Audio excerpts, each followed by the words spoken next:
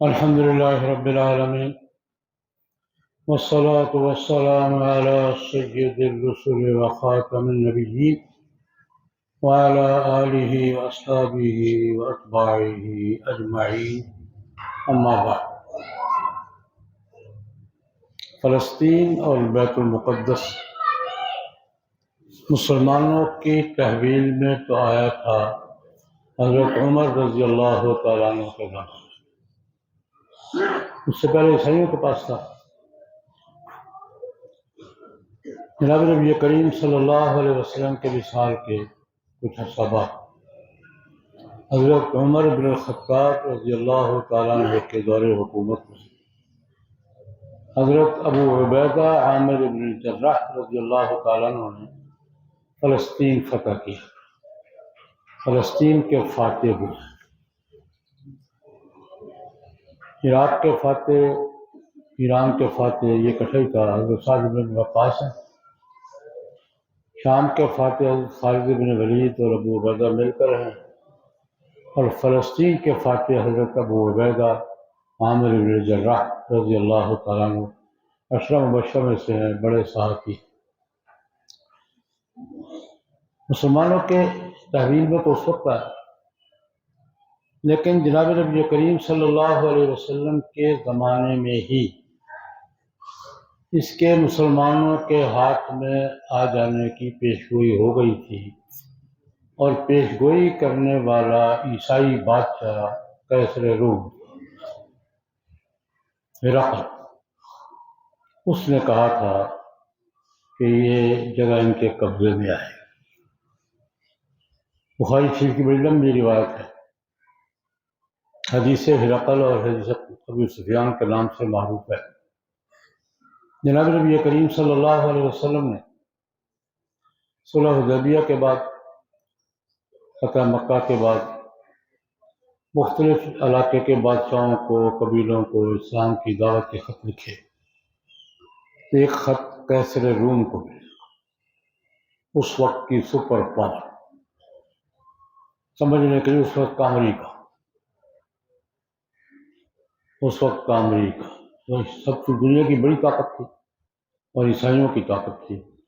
ہرقل اس کا بادشاہ تھا، قیصر روم کہلاتا تھا۔ رسول اللہ صلی اللہ علیہ وسلم نے دوسرے بادشاہوں کی طرح قیصر روم کو بھی اسلام کی دعوت کا خط لکھا اور خط دے کر بھیجا حضرت دحیہ کلبی رضی اللہ تعالیٰ عنہ۔ قیصر اس وقت یروشلم کے دورے پہ آیا، بیت المقدس، جس کو ایلیا کہتے تھے۔ شام ان کا علاقہ تھا، ان کے کنٹرول میں چلتا تھا۔ قیصر روم کو یہ خط بیت المقدس میں یروشلم میں پیش ہوا۔ اچھا تھا، سیاح تھا، اور یہ عیسائی اہل علم جناب نبی کریم صلی اللہ علیہ وسلم کا انتظار بھی کر رہے تھے، یہودی بھی انتظار کر رہے تھے، عیسائی بھی انتظار کر رہے تھے۔ اس نے جب خط کا پتہ چلا تو اس نے کہا کہ پہلے پتہ کر لیں بندہ کون ہے۔ قیصر روم نے اپنے درباریوں سے مشورہ کیا کہ جس کا خط آیا ہے پہلے اس کا بایو ڈیٹا معلوم کریں، دیکھیں کون ہے۔ اس نے کہا کہ شام کے علاقے میں مکہ سے کچھ لوگ آئے ہوئے ہوں، تجارت پہ جاتے جاتے تھے تو ان سے مجھے ملواؤ۔ مکے والے تجارت کے لیے شام ہی جاتے تھے زیادہ۔ اتفاق کی بات، حضرت ابو سفیان رضی اللہ تعالیٰ عنہ کہ جناب نبی کریم صلی اللہ علیہ وسلم کے خسر بزرگوار بھی تھے، لیکن اس وقت مد مقابل تھے، اس وقت مد مقابل قریش کے بڑے سردار وہی تھے۔ اتفاق سے وہ آئے ہوئے تھے اس علاقے میں۔ وہ روایت کرتے مسلمان ہونے کے بعد یہ ساری روایت جناب ابو سفیان نے کی ہے کہ یہ ہوا تھا، یہ ہوا تھا۔ بخاری شریف میں روایت ہے، کہتے ہیں کہ مجھے قیصر روم کے کارندوں نے ملے، مجھے کہ بادشاہ سلامت آپ سے ملنا چاہتے ہیں۔ ہم 4-5 ساتھی تھے، ہمیں انہوں نے بادشاہ کے پاس پیش کیا۔ بادشاہ نے عظماء روم بڑے بڑے چودھری سارے بلا رکھے تھے، مشترکہ طور پر دربار سجا ہوا تھا پورے پروٹوکول کے ساتھ۔ یہ بات ہے کہ اس نے جناب نبی کریم صلی اللہ علیہ وسلم کے گرامی نامہ کو پورے پروٹوکول کے ساتھ سنا، دربار سجایا، چار چودھری بڑے بڑے بلائے۔ آج کی زبان میں پارلیمنٹ کا مشترکہ اجلاس تھا، سارے بلائے سارے اکٹھے کیے، اور یہ پوچھا کہ وہ ابو سفیان کہتے ہیں ہم سے پوچھا کہ یہ جو صاحب ہے کہتے ہیں میں نبی ہوں، آپ میں سے اس کا قریبی رشتے دار کون ہے؟ میں ہوں، چچا بھی لگتا ہوں، خسر بھی ہوں، سب سے قریبی رشتے دار میں ہوں۔ اس نے تدبیر یہ کہ اس نے کہا کہ مجھے کرسیاں بچھائیں سامنے، مجھے آگے بٹھایا، میرے ساتھی کو پیچھے بٹھا دیا سارے کو۔ اب آگے میں بیٹھا ہوں، پیچھے ساری بیٹھے ہیں، باقی سارا دربار لگا ہوا۔ کہنے لگا کہ میں ان صاحب سے ان صاحب کے بارے میں جو کہتے ہیں میں نبی ہوں کچھ معلومات لینا چاہتا ہوں، اس سے سوال کروں گا، یہ جواب دیں گے، اگر کہیں گڑبڑ کرنا پیچھے سے اشارہ کر دینا۔ میں سوال کروں گا، یہ جواب دیں گے، تم پیچھے بیٹھے ہو، اگر کہیں جواب میں گڑبڑ کرنا پیچھے سے اشارہ۔ ابو سفیان خود کہتے ہیں کہ یوں کر کے اس نے مجھے پابند کر دیا، ورنہ پتہ نہیں میں کیا کیا بولتا، میں شب پر کیا کیا بولتا، لیکن مجھے یہ ہوا کہ اگر کسی نے پیچھے سے اشارہ کر دیا تو بات غلط کر رہا ہے، تو میری تو ساری ساتھ تباہ ہو جائے گی، میں چودھری ہوں۔ تو کہتے ہیں کیسر روم نے بادشاہ نے یہ تدبیر کر کے میرے راستے سارے بند کر دیے، اب مجھے سچ ہی بولنا تھا، ورنہ میں کچھ موڈ تھا میرا گول مول باتیں کرنے کا۔ سوالات جواب کیے، بندہ کون ہے، خاندان کیسا ہے، مزاج کا کیسا ہے، سچ جھوٹ میں کوئی جھوٹ کا تجربہ، کوئی اخلاقی طور پہ کیسا ہے، یہ غلط طور پہ بہت 5-7 سوالات کی تفصیل میں نہیں جاتا۔ اس کا لوگوں کے ساتھ رویہ کیا ہے، آپ کے ساتھ لڑائیاں ہوتی ہیں، لڑائی میں کیا رویہ ہوتا ہے۔ جناب نبی کریم صلی اللہ علیہ وسلم کی ذات گرامی کے بارے میں 5-7 سوال کیے، کہتے میں نے جواب دیا، شریف آدمی ہے، شریف خاندان کا آدمی ہے، بڑے خاندان کا آدمی ہے، سچ بولتا ہے۔ یہاں ایک بڑے لطف کی بات یہ ہے، 7-8 سوال کر کے نا تو بادشاہ پوچھتا ہے ابو سفیان سے ماذا یامرکم، کہتا کیا ہے، اس کی دعوت کیا ہے، یہاں پر سچی بات ہے، میرا دماغ رک گیا تھا۔ کیسر کے دنیا کے اس وقت کے سب سے بڑے دربار میں جناب نبی کریم صلی اللہ علیہ وسلم کی دعوت پیش کون کر رہا ہے، سب سے بڑا مد مقابل، نعبد اللہ ولا نشرک بہ شیئا، ہمیں وہ کہتا ہے اللہ کی عبادت کرو، اللہ کے ساتھ شریک نہ ٹھہراؤ، ہمیں کہتا ہے کہ صلہ رحمی کرو، سچ بولو، غلط بات نہ کرو، بدعہدی نہ کرو۔ یہ اس وقت یا اللہ کہاں بات پہنچا رہا ہے اور کس کی زبان سے پہنچا رہا ہے۔ امرنا بالصدق والصلاۃ والصلۃ والعفاف، سارے سوال جواب ہوئے تو کیسر نے کہا ابو سفیان سے رضی اللہ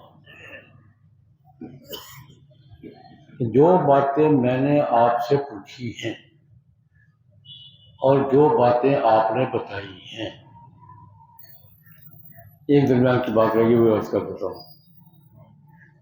ابو سفیان کہتے ہیں کہ سوال جواب میں کئی دفعہ میں کوشش کی کہ گول مول بات کروں، ایک دفعہ مجھے موقع ملا، ایک دفعہ مجھے گنجائش ملی کہ میں کوئی بات گڑبڑ بات کروں، وہ کیا تھی، وہ میں نے گول مول بات، کیسر نے پوچھا تمہارا اس کے ساتھ کبھی کوئی معاہدہ بھی ہوا؟ آخر آپس میں لڑتے رہتے ہو، کبھی معاہدہ ہوا؟ بھی ہوا۔ کبھی اس نے معاہدہ کر کے توڑا ہو؟ کبھی ایسا ہوا ہو کہ اس نے تم سے معاہدہ کر کے توڑا ہو؟ کبھی ایسا تجربہ ہوا؟ کہتے مجھے موقع ملا، میں نے کہا جی اس سے پہلے تو نہیں ہوا، اب ہم ایک معاہدے میں ہیں، پتہ نہیں پورا کرتا ہے کہ نہیں کرتا۔ یہ بات، اس کے سوا میں کوئی کول مول بات نہیں کرتا، تو ایک معاہدے میں ہے، پتہ نہیں پورا کرتا ہے کہ نہیں کرتا۔ تو کیسے روم نے جو کہا یہ کہا کہ جو باتیں میں نے پوچھی ہیں اور جو تم نے بتائی ہیں، اگر تو یہ باتیں سچی کہی ہیں تم نے، انہو لنبی، وہ نبی ہے۔ اگر میرا سوال جواب تیرا ٹھیک ہے، انہو لنبی وسیملک موضع قدم، یہاں ہے، یہاں میں بیٹھا ہوں نا، یہاں کا بادشاہ وہ بنے گا۔ سبحان اللہ۔ یہ یروشلم ہے، بیت المقدس میں بیٹھا ہو۔ کہتا اگر یہ باتیں درست ہیں جو تم بتا رہے ہو تو سیملک موضع قدم، یہاں ہے، یہاں میں بیٹھا ہوا ہوں، یہاں کا حاکم وہ بنے، یہ اس کی بادشاہت پہ جائے گا۔ میں یاد کیا کرتا ہوں کہ بیت المقدس ہمارے قبضے میں تو بعد میں آیا، لیکن رسول اللہ کے زمانے میں ہی پیش گوئی ہو گئی تھی، اور پیش گوئی کرنے والا کون تھا؟ عیسیٰ، اور بیت المقدس میں بیٹھ کر اس سے پیش گوئی کی تھی کہ اس جگہ کا بادشاہ وہ ہوگا۔ یہ تو نبی کریم صلی اللہ علیہ وسلم کے زمانے میں اس بات کی پیش گوئی کہ فلسطین ان کے قبضے میں جائے گا اور بیت المقدس میں ان کی حکومت ہوگی، پوری ہو۔ 5 سالوں کے بعد حضرت عمر کے زمانے میں ایک پیش گوئی کا اور ذکر کر دیتا ہوں، جو جناب نبی کریم صلی اللہ علیہ وسلم نے ارشاد فرمایا اسی علاقے کے بارے، فلسطین کے بارے میں۔ رسول اللہ صلی اللہ علیہ وسلم نے قیامت سے پہلے ہونے والی بڑی جنگوں کا ذکر کیا، بڑی ملاحم کبریٰ کے نام سے، بڑی بڑی جنگیں ہوں گی، اتنی خوفناک جنگیں ہوں گی، فرمایا کہ لوگ اتنے قتل ہوں گے کہ 50 عورتوں پر سنبھالنے والا ایک نگران ہو۔ اتفاق سے آج اس وہ سبق میں حدیث آ گئی تھی، طیب کفیل، 50 عورتوں کو سنبھالنے والا بطور نگران کے کفیل کی ایک آدمی ہے، 98% مردوں کی آبادی ختم ہو جائے گی۔ وہ بہت بھی ہو گئی، ہمارا ہو